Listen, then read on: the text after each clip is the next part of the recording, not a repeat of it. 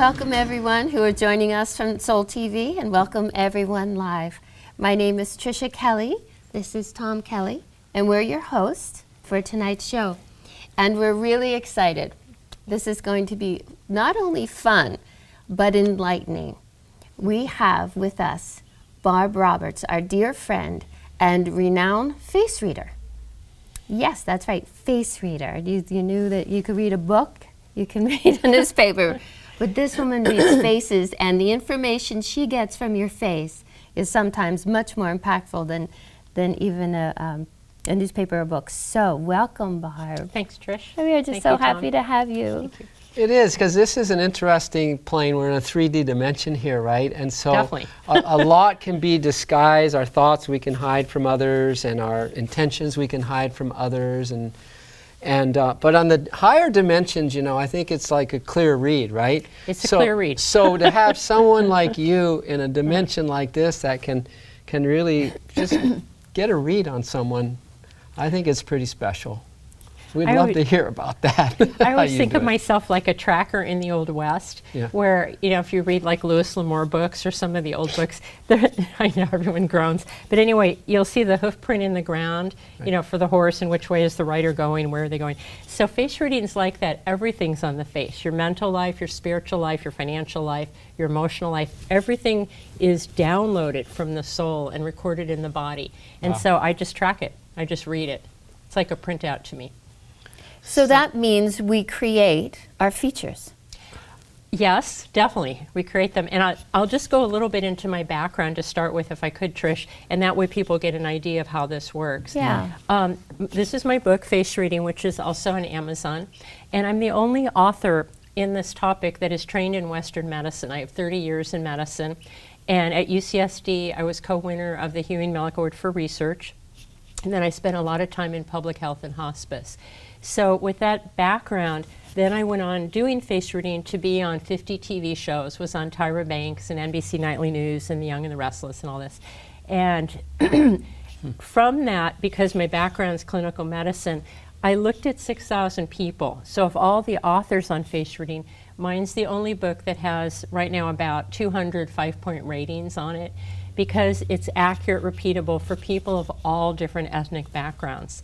And when I was on Tyra Banks last year, she was very kind and acknowledged this, and she said, I want to honor you because you're one of the few people who does something like your work, who looks at people of all different ethnic backgrounds, genders, and ages, which is very unusual. So it makes my work unusual, plus because, as you know, we've been meditating for 40 years. That makes it even more unusual for the Soul of Yoga, because we do the same path. Well, I was just going to say, the meditation path, and gives you a whole lot more insight when you do meditation. Well, I was going to say, this is why you can look out and just see the whole spectrum, and not, you know, just focus on certain types of people. Exactly. Because of all that meditation you've done. That's the hope. Because I think you're reading souls as well. I always, Tom, what you're mentioning that I love is I call it the science of face reading, which every facial feature has 3 psychological meanings to it. And that will get you 80 to 85% accurate, sometimes 95% accurate. But then you add in the intuition, which comes from inner sight. And that puts you at 100%. Because you look at the science, you add your soul intuition. When you look at someone, you add your compassion, your warmth, and the sense of, you know, we're all seeking, and you add that to it. So it really makes it special. And that's perfect yoga. Science plus intuition. Exactly. Exactly. Yeah. So. And I've worked with Barbara, and many of my friends and family have had their face read by Barbara. And it is that intuitional piece that sets you apart. Developing through meditation. Yeah. Thank you, God. And your work. Yeah. So where does spiritual development then, after all your meditation gives you intuition, how does that show up on the face? How does that show on the face? Well, let me just go through the face and where things are so people get an idea of how this works. There are all these different facial features, and there are thousands of these. So probably by now I know about 400 where I know exactly what it means for people. So in the face, as an example, the forehead is your thinking style. You both have very high, wide forehead, which is humanitarian, thinking, the lines across for Trish are logical thinker with the heart center with the cheek area. So this is facial features that indicate learning, humanitarian work. This is the emotional area, and this is the will center. So those are some ideas. And then in the face, what gives you the strongest indicator for soul development are the eyes, because the eyes will show you, they reflect the light of God, basically. And when we look at people, and I brought some photos of the saints, because that's my fun, is studying the life of all the mystics throughout the world. Wonderful. And how to determine if someone is radiant in their eye structure. So that means it's not the eye color, it has nothing to do with age, nothing to do with ethnic background, but it's the warmth coming out of the eyes. And you, of course, both have that, which is older intuition, older soul. And then these older souls are drawn to wanting to perfect themselves, wanting to develop themselves. That's part of what they're interested in. Whereas very young souls are interested in more rules and regulations. They're more comfortable with that. What the soul age? Soul age, it's a casual term, and I know in metaphysics it's like this, bantered around all the time. I'm going to describe what that's like for face reading and soul age. These are all arbitrary terms. So we're looking at a young soul into an old soul. So soul age, and I brought the photos here that I'll show in a second. Soul age has to do with your degree of inner development. So it's not maturity, it's more your longing for God, it's more your interiorization, your ability to look at yourself, do introspection, and develop your intuition. So that's an older soul. So when we look at a young soul, and these terms of course are arbitrary, a young soul, and I have some photos, the eyes for them, when you're looking at their face, the eyes are very flat. They're cold and they're flat. And when you're looking at someone who's a young soul, and sometimes when we look at models in magazines, even though they're just photos, your eyes will bounce right back. You know, you're looking at someone and the eyes look flat or cold. So that's a young soul. And what the young soul is to learn, they're here for, I call it rules and regulations. They love that. You know, they love being confined, being told what to do. They, you know, that's comfortable to them. Then we move into what I call mature souls, which is sort of in the middle.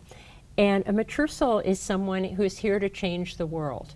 And oftentimes people work in medicine or they work in politics, and they're what I call mature souls. So their eye depth is stronger, but the old souls, and I often think of saints as the old souls, are the ones who really come to change themselves, like Gandhi, Martin Luther King.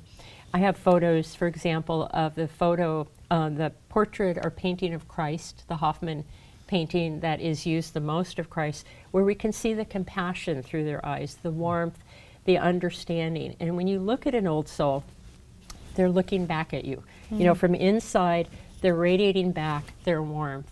And we see this, for example, in Yogananda's eyes, that when you see an older soul, you feel like crawling up and just putting your head in their lap. And this, they all want different things. The young soul loves, you know, like I said, rules and regulations. The mature soul, if they have a problem with you, they will project it and it's your problem. You know, there's an interaction, it's your problem.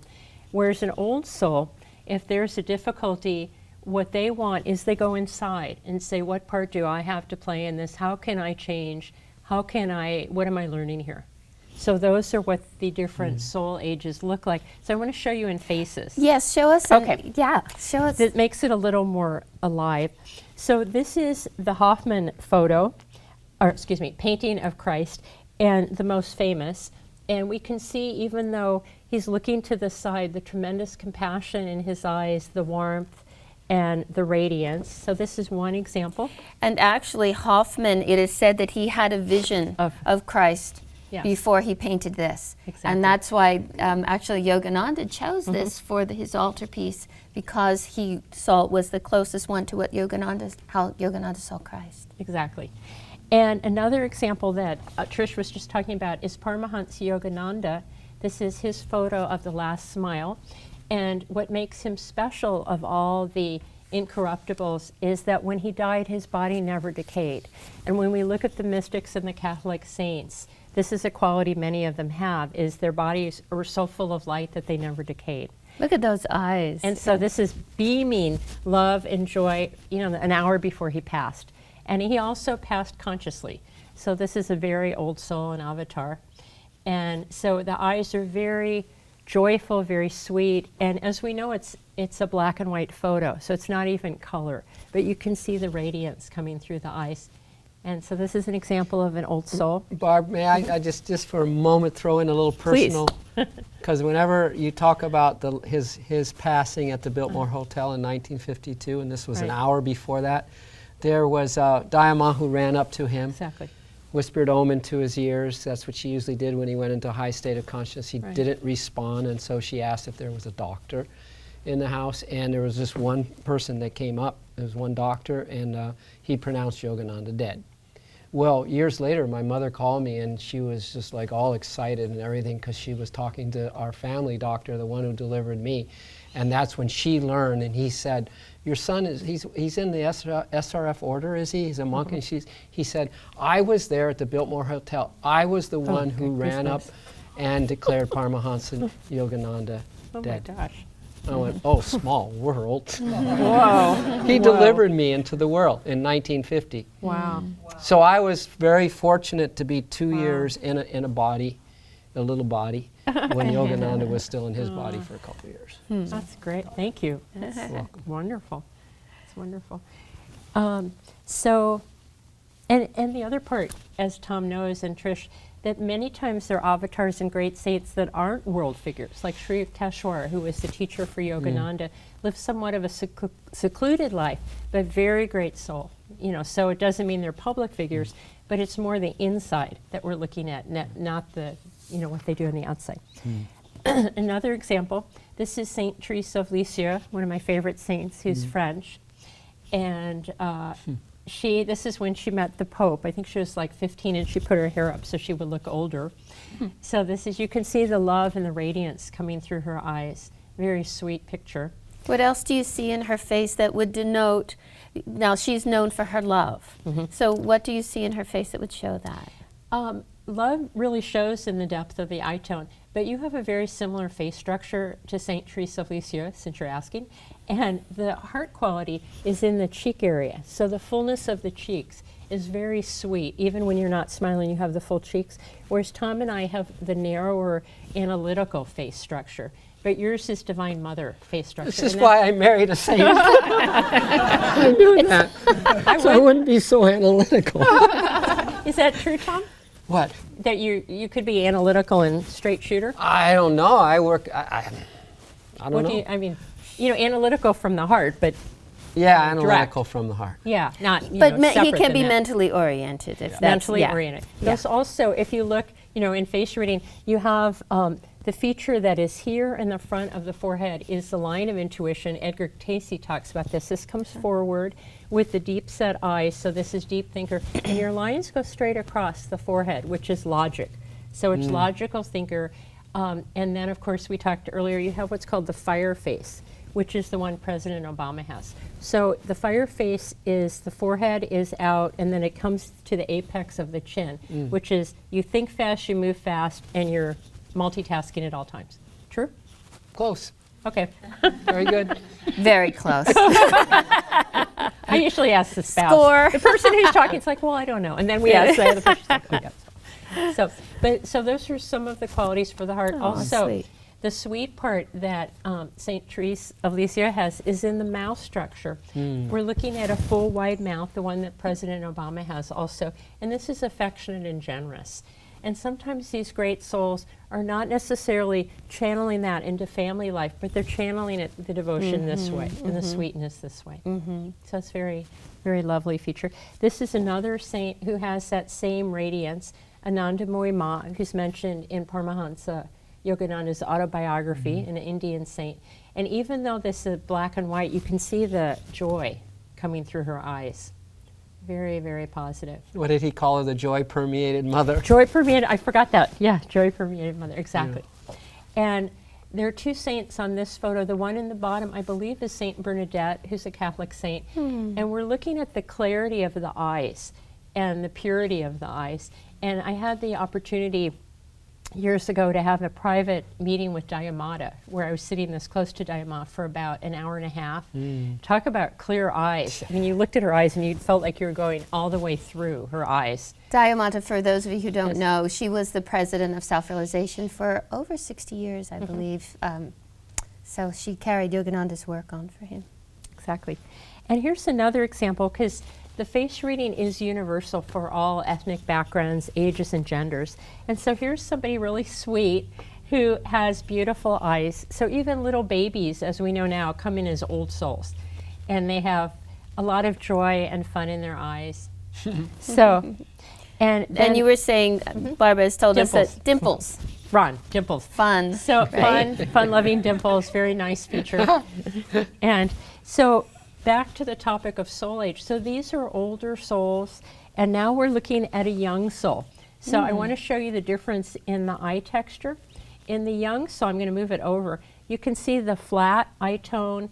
The eyes, your eyes just bounce right back. They look at someone and there's nowhere to go in depth. So the young soul, and not all models are young souls, just this particular photo shows this. The young soul, again, is someone often who is learning to set goals, to work things out, but might not have as deep of an interest in introspection or soul development. They're not really as interested. So this is the flat eye, the cold eye. That's very perceptive of you, because we look at her and say, wow, what beautiful eyes. You look at her and say, young soul. Yes. Now the eyes, beautiful, you know, could be, she's a model, could be the color of the eyes we think of as beautiful, but young soul. Yeah. Now another example of a young soul, and these are from the work I did for the FAA after September 11th. They had me look at criminals, basically. So that became my specialty. We call that the dark side. So we're here, the light side, that's the dark side. Okay, so here are some examples of young souls who have tremendous rage in their face, and you can see this projected in their face from the eyes. Is this Khomeini? I forgot who this is. Ayatollah Khomeini, is Khomeini. that? Yeah, I thought so. And Maybe so. terrorist. And then this is McCarthy. And in the eye tone, you can see the wow. rage. You know, the eyes are flat, but there's tremendous feeling that's not positive. In, I think, 1950, who was the communist hunter? Yeah, in he was America, the one who, who really put people in prison, very dark. blacklisted them. Yeah. And then this is another example, one of Hitler's Third Reich. This is Goebel. Eyes are very, very flat, vacant looking. And so these are very young souls, but just because you're a young soul doesn't mean you're a criminal. So the difference, thank heavens, the differentiation here is that in a young soul who has good facial features, it just means that they're developing. In a young soul, all of whose facial features are dangerous, it means they don't have introspection. They just live out, they just behave. You know, they just bounce off and they live whatever is dark inside them. So they don't have a conscience to filter that out. And so that's the difference between the young soul who's dangerous and the young soul who is learning. Wow. Talk to us a little bit then. You touched on it a little bit with our foreheads and our cheeks and such. Talk about facial features and what they tell you. I brought some. So in my book, I go into a few hundred of the facial features. So each of them has at least 3 meanings for it. So I brought a few that are universal. And these are examples of foreheads, which have to do with thinking style. So this is an example, if you want to hold it for a second. This is the forehead actually I have. So it's a square forehead, and then I have a widow's peak with it. But this particular forehead shape is the one for people who work long hours. We love working. We just, you know, we love serving. We're always doing volunteer work. So this is a square forehead line. Then the widow's peak, and you might know of people who have these. So Anybody's the widow's got peak. a widow's peak here? Anybody in here? We'll look at some of you in a little bit. So the widow's peak has to do with these qualities.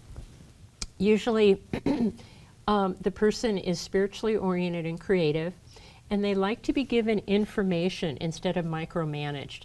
So we, you know, every range has a positive feature and kind of, you know, a little more rigid. This one, we hate to be told what to do. So we're the wrong people to work for IBM. are going to the Army. We just don't do very well. Waking up at 6, brushing our teeth at 6:01. We just don't go. So when I do career counseling, which I do a lot, and I do sessions over the phone for people from all over the United States, and they ask me, well, what's my life career? When I see this feature and they tell me they want to go into the Army, the convent, or the military of some, I'm like, you want to think that through? You're not going to be happy doing that, because the face always is showing the inner character.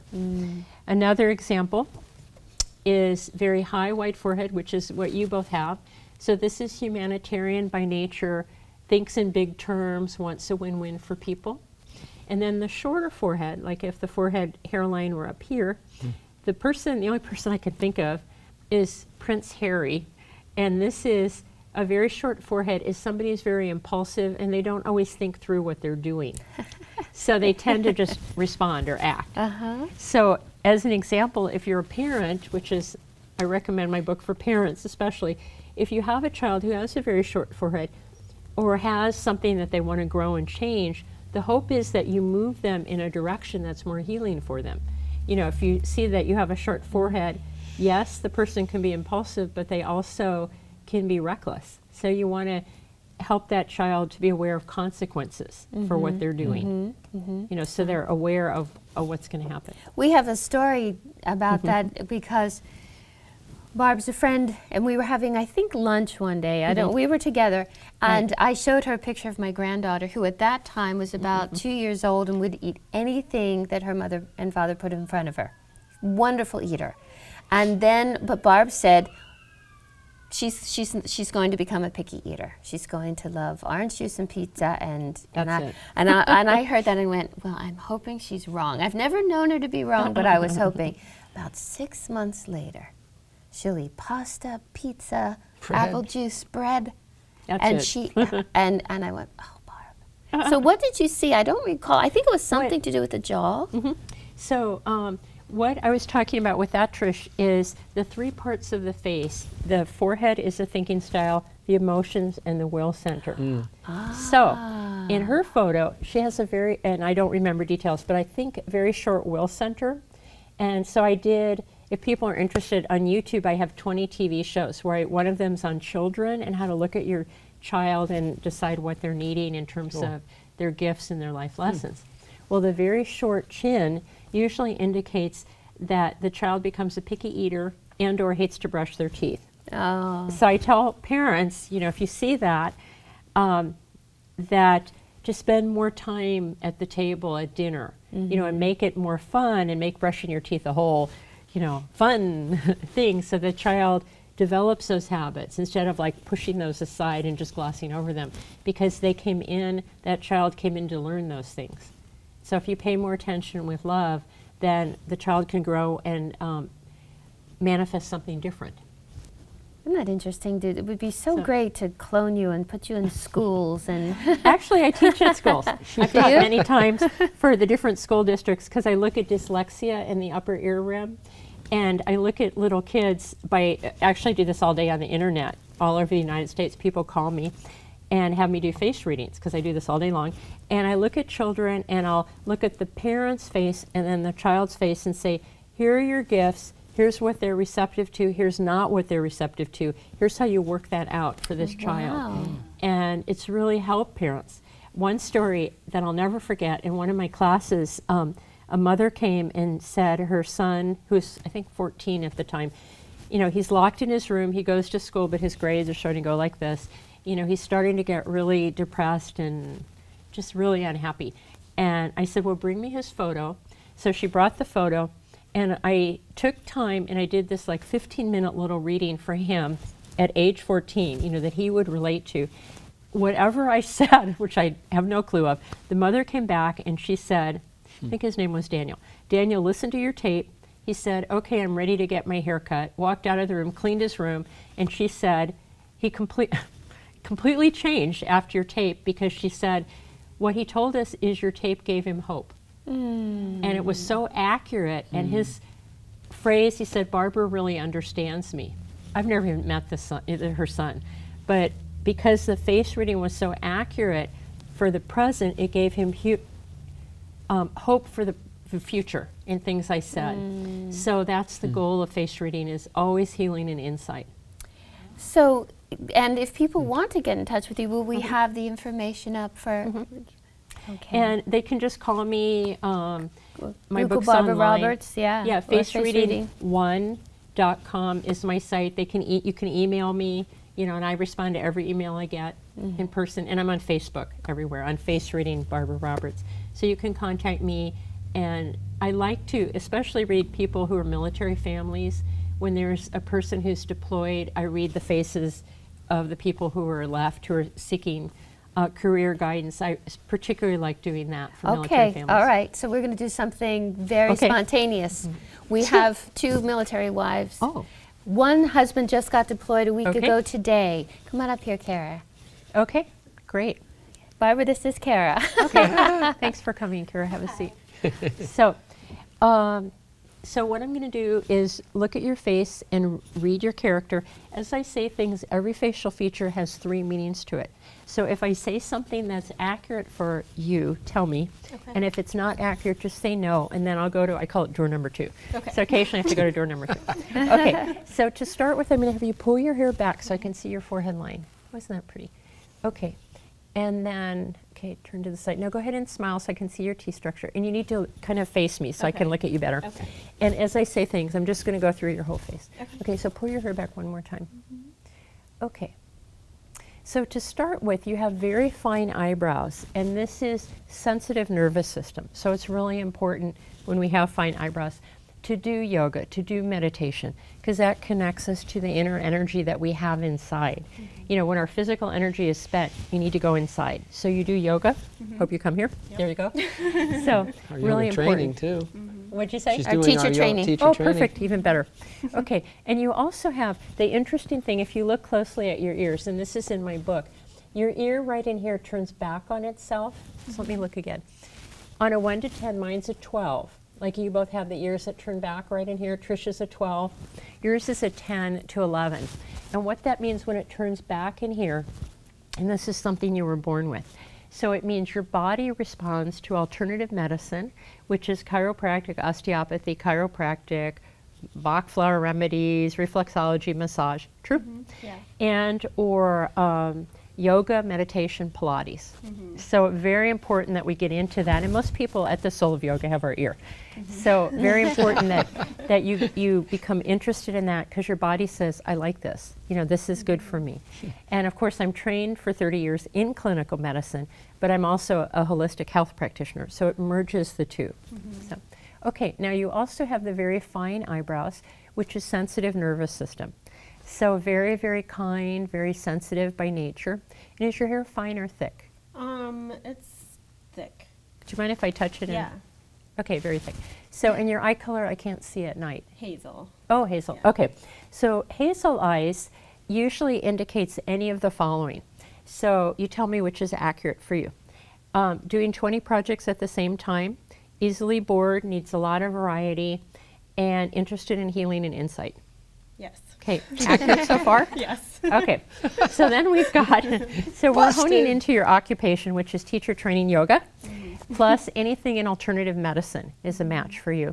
And also, I have to look closely, I'm like staring. You also have, turn to the side, let me look at your nose. Okay, you also have a beautiful nose, and this is the one for value. So it's seeking value and understanding people. And the lip structures, the class that I'm doing on February 5th is romance. It's from 1 to 3 here, the Soul of Yoga. We're going to talk about romance and how to choose your soul person and how to look at people. So basically the upper lip you have, which is like mine, the upper lip is narrow and the lower lip is full. So what this means in face reading is that you take in information and you don't gossip. So it means people tell you things, but it means you keep confidentiality very well. So the overview for your face, you also in the face shape. Mine's what's called a triangle, which is college teacher, teach this on a college level. Tom's is the one President Obama has, which is the triangle. This is the fire face. And Trisha's is a combination. She's got this one with an overlay of this, which is your face. Yours is the diamond. So the diamond face is a survivor, meaning whatever happens, you change that from lemons into lemonade. Just keep moving it. True? Yeah. So, do you have any questions? Accurate so far? Yeah.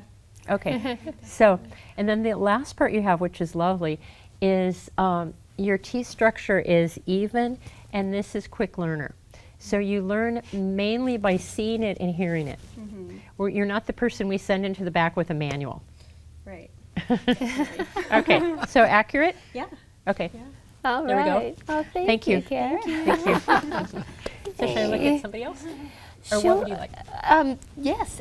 Here, you touched on something that's very interesting, though. Romance. Oh, How yes. can face reading show you your partner? You're going to do a whole Class session on this. here. Yeah. Tell us a little bit about it. What we look for when two people come together is what I call a 70-30 match. And I go into detail of all the facial features in my book. So you want 70 to be similar, which means your natural temperament, your natural way of responding to things is close. You know, your nervous system's similar, which makes it easier to get along with someone. And then the 30% is different, and that's chemistry. You want chemistry. You don't want to look exactly like someone. But we do know when couples look alike, they're usually happier. And this is true for all different ethnic backgrounds, ages, and, well, not genders, but you know, I wonder what genders. happens when they look like their dog. Oh, so, all right, know what then to say use about us for, so Yes. how would you, using us, how would you look for compatibility? Okay. Or So what you do differences. when you're, and I'll teach this in the class, is you're either looking at forehead, eyes. So you go down the face, you know, matching the facial features, or you do a composite of each face and then you put them together. So when I do live face reading, you look at the first 5 features you see about someone, and then you get your essence, and then you match it to the other partner's essence. And what happens, I've noticed, for example, when the faces are very unlike each other, sometimes there'll be karma or chemistry that will lock in the relationship, but usually around year 6, the relationship starts going like this, and if it lasts till year 11, it comes apart, which would be like Tom Cruise and Nicole Kidman, which is their faces were opposites. So year 11, month 11, completely went like that. So the goal also is you look, the more unusual the features are, the more accurate they are. So for your compatibility, what you have in common is, of course, the deeper soul age, which oversees all of face reading. You know, face reading is the psychological system, spiritual system, but the deeper soul age transcends that. So we always look for that. But what I look for in compatibility, and I have people call me, you know, when you're in a relationship, call me, let me look at those people and match with you. So I set up like 8 marriages, all of which are still together. is that So right? 8 out of 8. So, but anyway, what you're looking for in your faces, what I would say is, what is he drawn to in you, and what are you drawn to in him? So I'm going to analyze it from that perspective because it's more fun. Okay. Okay. So I'll answer first. Or oh, please, no, I'll are you asking I'll us? or- talk, and then I'll tell. You can tell me. Oh, I thought you were asking what a. No, I'll tell you. Okay. She I'll be knows real that. brazen. You're good. If you know what is it. Okay. You can tell me later what you're attracted to. I'll tell you. Or you later. can answer. You know, I'm going to tell you what you're drawn to in Tom Oh, and I what he's love drawn it. to I'm in you. amazed. Go Okay? for it. And you tell me if it's right on. Okay, for Tom, what you offer, because you have the rounding in the forehead, which is people. Then you've got the full cheeks, which is big heart. The rounding in the chin and jaw is love of animals and children. So what many of the things he's drawn to, other than your deep soul age, your ability to reflect, your ability to be independent, even though lovingly connected. So you have some of that. So when Tom goes deep and wants to meditate and be separate and go deep inside himself, you're independent, and you're not like this next to him. True? Exactly. Okay, so that he needs that. So that's important. And then also you have the long earlobes, which Buddha, from art history, we know had very long earlobes. The longer the earlobes, the more spiritual development the person has. It's also the kidney point. You know, I go into the medical part in my book, the holistic part. But the earlobes have to do with seeking.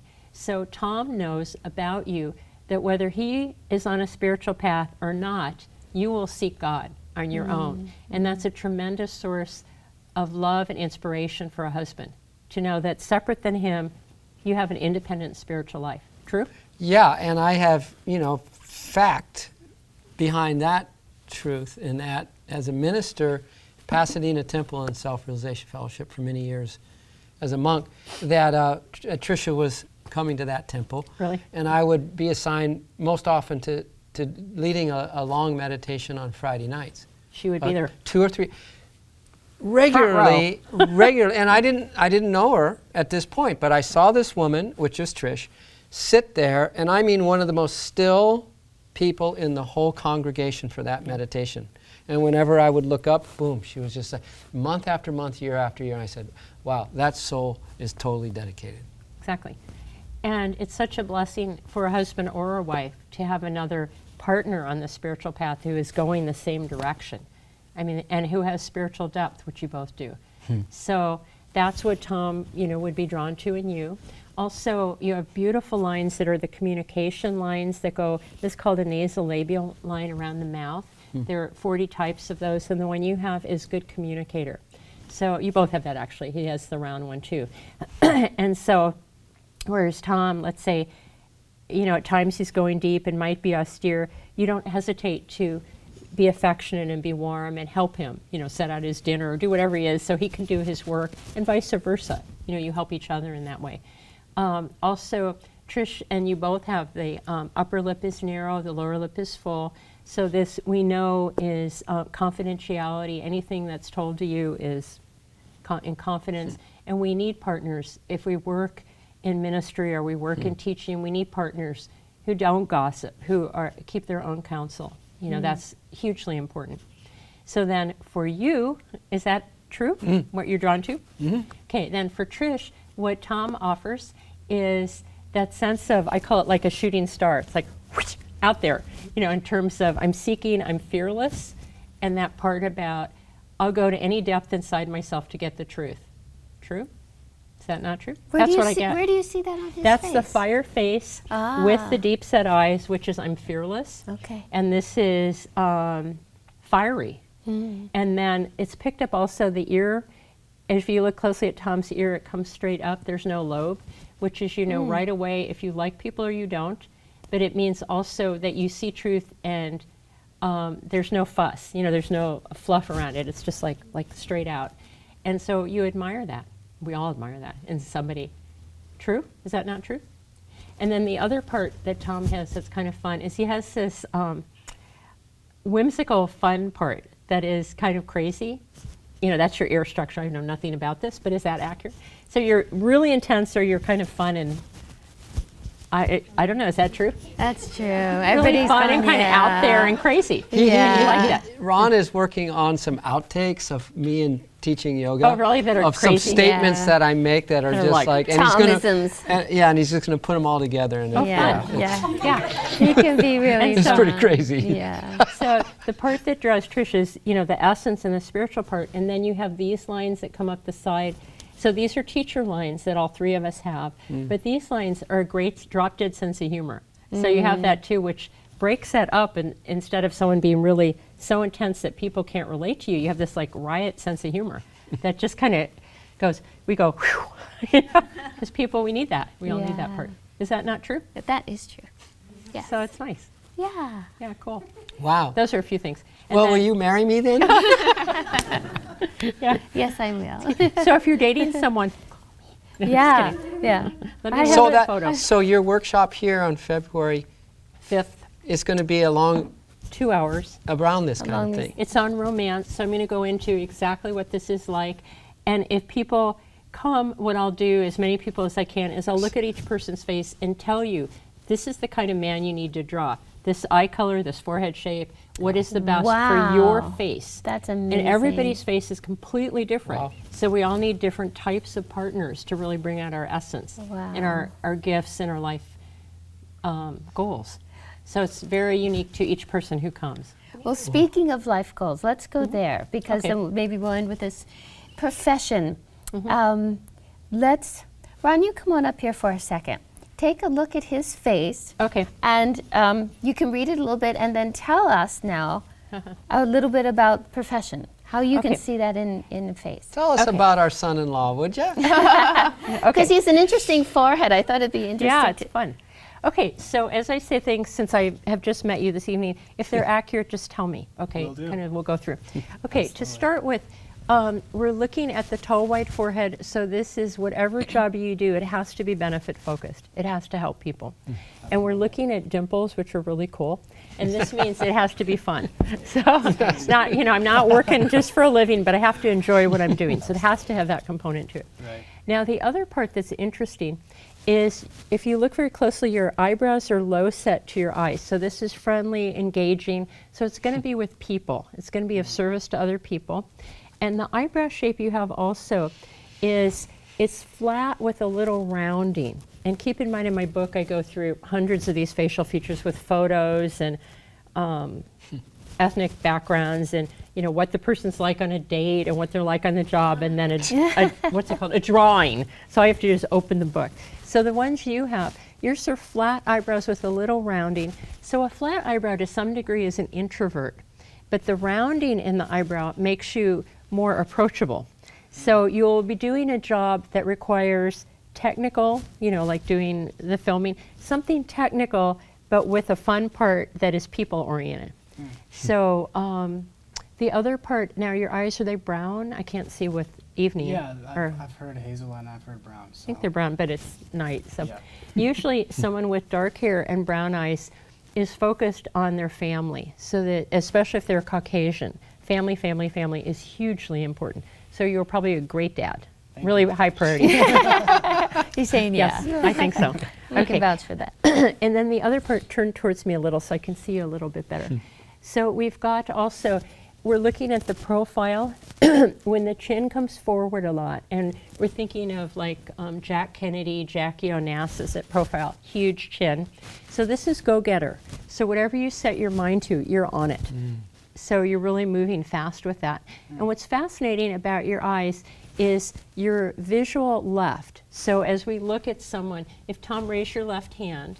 So this is opposite mine. So it's not on the same side, but the optic nerve crosses in the back, so it's opposite. So this eye is larger than your right eye. And this is your personal life, this is your work life.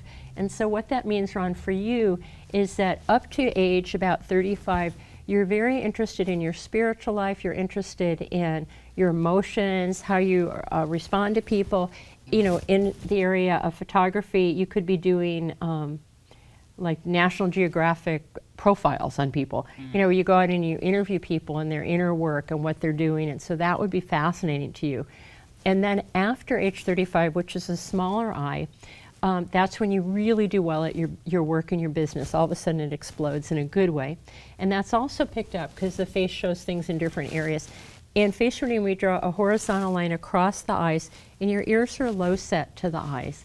And this means late bloomer. So it means you come into your own after 35 and things just explode for you with your own company. He's Very only, nice. what, 27? So this year is your pivotal year, and that shows in your nose break. So 27 to 28 is a really turning point for you. And this is, we look at breaks in the nose in terms of both trauma and life lessons and gifts. And then some other parts also, have you turned this way a little more? So you also have, we talked about with your face, the ear structure. You can see how my ear turns back on itself. So you have the same, which is interest in alternative healing, yoga, meditation. And the last part of your face that will show well for career for you is when we see somebody, and we don't have this, but someone who has a really wide area between the nose to the ears. So this is a really large area. You can, if you turn around, they'll see on the camera. There you are. So when it's really wide in here, it indicates someone who people will look to for giving you more and more responsibility. You will look confident. You will come across as an authority. So it's a very nice feature for jobs, whatever your application. So those are a few things. Will you hire me? Well, we'll talk I about would. extending your contract later. I'd hire you. What's interesting is that I found, believe it or not, the first time I saw Barb's book is in we were staying at a friend's house on the beach during our honeymoon. And I was looking at this, and she has a whole thing on ears. Ears are fascinating. And I was able to speak up from her book. My nephew was only a few years old at the time, and I said to my sister, get him a guitar. Oh, This yeah. is because His of Barb's ears come book. forward. Yes, get him a guitar. He's going to be a musician.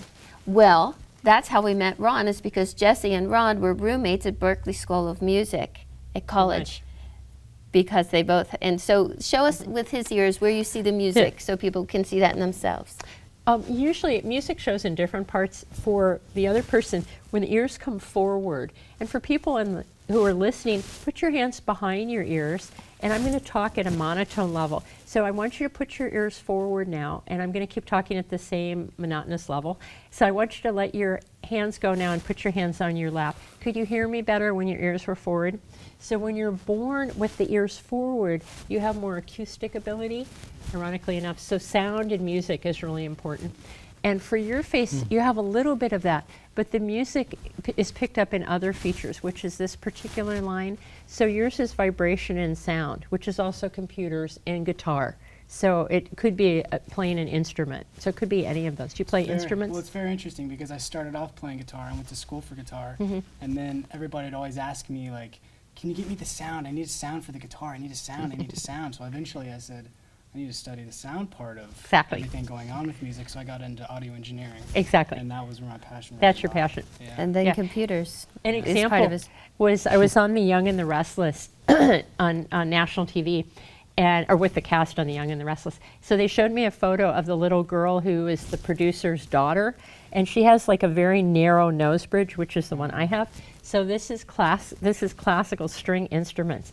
So I played violin for 14 years. So I looked at this little girl who's like 6, and I said to the producer, so she plays the violin? And he went, oh yes, not well, but she plays the violin. So yours isn't that, because yours would have been, I started a classical string instrument and then I'm done. Right. So, but hers was, I really do that, I'm doing that. Sure. So, but yeah, sound is more the variance for yours. And that also with the ear structure relates to acupuncture, which is vibration. Sound, vibration, yoga, Om, sound, vibration, Marcia's class, Tuesday night. Love Marcia's class. So sound, vibration, essence. So that's your way, Om. Doing the Om technique is your way to God. Ah, That's interesting. And you know There what's you go, your fascinating way about on. face reading that I never thought of till now is the spiritual path is very broad. There's a devotional life in the spiritual path. There's Kriya, which is a technique we do, Om technique. So whatever your face is, you can match it to which essence on the spiritual very path cool. will get you there the quickest. Is that right? I never Wow. thought of that till just now. No, really? It's so obvious. That's awesome. Is that Yeah, right? it's obvious because your face will match a certain part of the spiritual life. So he's So- the Om. What's her? Yours is Divine Mother, which is the heart. Yeah, So yours is just devotion straight or- out devotion. Yeah, And what And would be mine? I would say yours is Kriya, and the deeper techniques of interiorization of the mind, introspection, interiorization. Not that we're not doing the same thing, Right. but they're parts of the spiritual path that will appeal to different people more than other parts. Does that make sense? Yeah. Where you go, wow, I it's really very relate to Divine Mother, interesting. whereas my face is more analytical. I don't relate to, I try to relate to Divine Mother, but that's not really my area, whereas yours is. Even though we're both women. And So it doesn't mean just because you're a woman you love Divine Mother. Mine's not exactly that way. So maybe we can, we all have a future, well, our face ages, Correct. right? What impact does that have on our personalities or growth? And can we change it by the way that we Absolutely. behave? What I've noticed in people is, well, you asked 2 questions, so I'm going to answer one to start with, is as we age, of course, the face will shift a little, but what we're looking at is as you get older, how your face changes is how you live. And so when you're seeking God and you're radiant in your life, you become gorgeous as you get older. So, and that's the radiance from the eyes, the soft tissue, it looks beautiful because you're living from inside out. You're not living from outside in, which is, in American Beauty, we look at outside in, but in yoga, we look at it this way. And so as you get older, you become prettier, actually. And that's more the essence, it's not just the face. But even the face reflects that softness, don't you think? When Oh, you've yeah. known Yeah. Old people who are Yeah. doing inner work, they look really radiant. Especially their eyes, as you were saying. Especially their eyes, Yeah. as they get older. And you had another question. Well, if someone wanted to change their face, maybe not for this lifetime, but another Next lifetime, time, right? it's all continuing. It's how we behave. Then it's the effort that we make to become a better person. What I've noticed is as soon as you do any form of inner work, your face will start changing. So even when we look at criminology, anyone from my point of view who does meditation, yoga, 12-step work, counseling, healing work, introspection, Kriya, of course, any path of yoga, any path of prayer, will change themselves because they'll open their heart.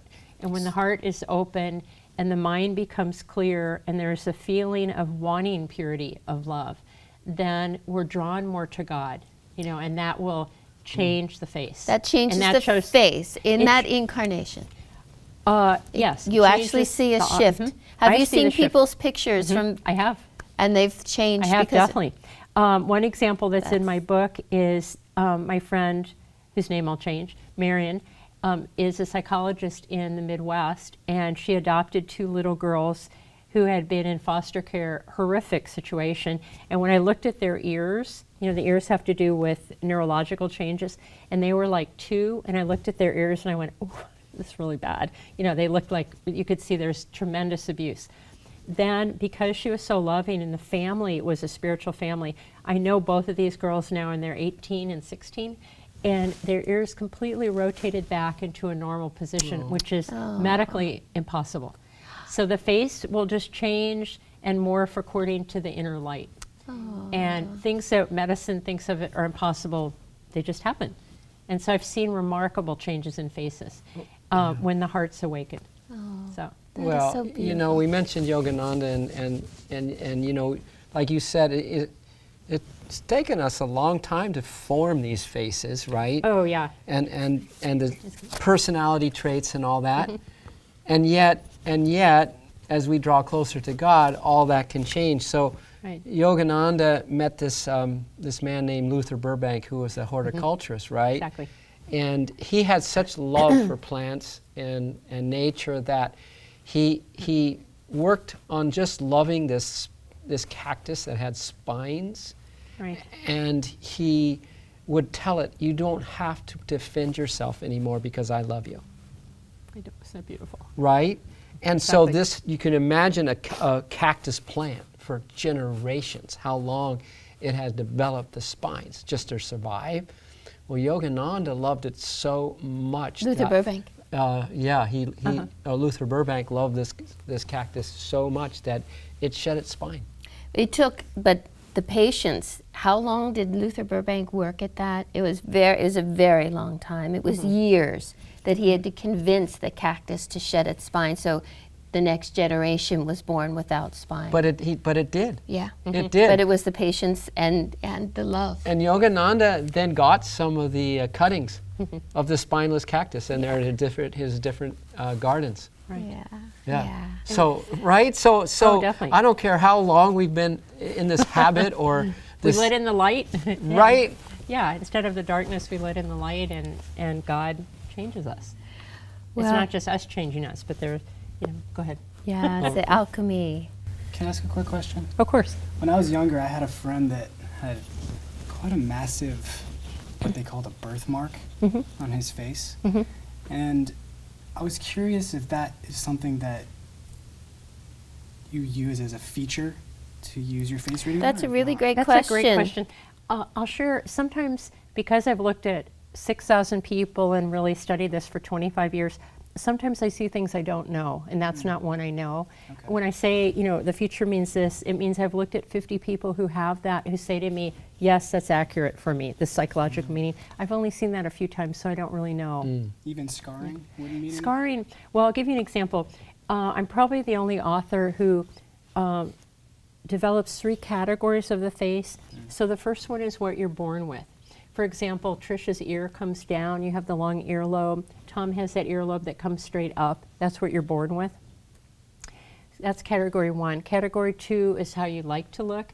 which when I teach at Macy's, I teach for Oasis. I call that the whole bottom floor of Clinique, makeup and stuff. So category 3 is orthodontia, melanoma, skin cancer, things that will, like the birthmark, that will affect what we look like.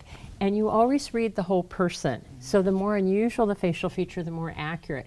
So if I were reading this person's face, what I would do, because I don't know that meaning, but I would look for the rest of his face, because the body is an imprint of our psychological, spiritual, even financial understanding. So I look where else in the face his essence would show up, and then I know it would be other places other than just the mark. Great. But I don't know the answer for that. So I never hesitate to say I don't know if I don't know. Sure. Yeah. Well, it's been wonderful having you. Thank you so much. And I have to, what fascinated me, and just closing with this, is that Barbara's when asked, one of the newscast stations had you come on right after President Clinton yes, was elected. yes, yes. She read his face and was very accurate. And Should I said, "No, tell them what that was about? Why don't you? Because that. So I always it's a great- go, I've been on 50 TV shows, a lot of morning news. And so for every presidency, they have me on to analyze the two people. So on YouTube, I have those 20 shows. So I think Clinton's one of those. Oh, is that right? Yeah, Obama's on there on YouTube. And so speak about just because you speak about Clinton and then a little bit about. Okay, so what happened with Clinton is they had me on the show, and I was showing the right and the left side of the face, which I don't know if we have time to do right now, but it's in my book. Right side is your work life, left side is your personal life. So when I divided Clinton's face, you want someone either whose right side and left side are the same, which is what you see is what you get in somebody, or whose left side looks really good, which means that they're doing inner transformational work. They might have had a hard life, but inside they're working on themselves. So in Clinton's face, it was the opposite, which is his left side of his face was very manipulative, cold, and ruthless. And so here I'm on national TV or local TV, whatever, televising all over the world. So, and I'm looking at Clinton, and of course at the time, everyone wanted him to be a Kennedy, and they were like, oh, we want him to be a... So I got on there and I said, no, actually he's going to be a soft president, because he had Carter's jaw structure, which is soft president, kind, but soft president, not like Jack Kennedy. But then I saw the left side of his face, and I said, actually, what will happen with Clinton is during some part of his presidency, he's going to do something to manipulate the American public, and the whole country will turn on him, and he's not going to like it. Well, you can imagine on morning TV, they're like, get her off, so, and then 8 years or whatever it is later, enter Monica Lewinsky, where he tried to manipulate the American public. So that was his left side of his face, which is, this is who I really am. So in the February 5th class, dating, you want to look at the left side of somebody's face. That's really who they are. Wow. So we're going to have her back in October when we have the two candidates, right? Oh, Because I do want to say, well, the thing is, though, that she says that Obama has a very kind, he's a good man. You can read it from his face. And on YouTube, I have like a Tyra Banks show on Obama. There are a whole bunch of shows on Palin, Obama. But what I see in President Obama's face, and I'm not a political person, I should tell you that straight out, but he has a noble face and integrity. And personally, that's who I vote for. Anyone like Gandhi, someone who strives to live who they are. I don't care about their politics, but if in their essence they're striving to be who they really are, personally I admire that. Don't you think we need to get Barbara on, out there to read the faces of the people who want to be our leaders? But well, that's why I go on morning TV every time we have a presidency. If I have strong feelings, I go on and say, well, this is why. That's awesome. This is why I go this way. And so there's no hiding ourselves anymore. So if you have any people that are dating, have them come on February 5th, right? And Barb will be honest. Very honest. Well, my goal is to help people and give healing and insight. And we want people, soulmates who are in alignment with us and help us spiritually. Right? Yeah. And the other part, if people aren't able to come, just check out my website, facereading1.com, and you're welcome to write me and I'll respond. Yeah, and So- she does private sessions and that In sort of thing. Encinitas and all over the United States, actually. Yeah. Oh, By thank phone. you so much for coming. You It are was just- a true unique, Barbara. Yes. True unique. Thank you. I'm sure that's true. This, yeah. So much fun. Thank you.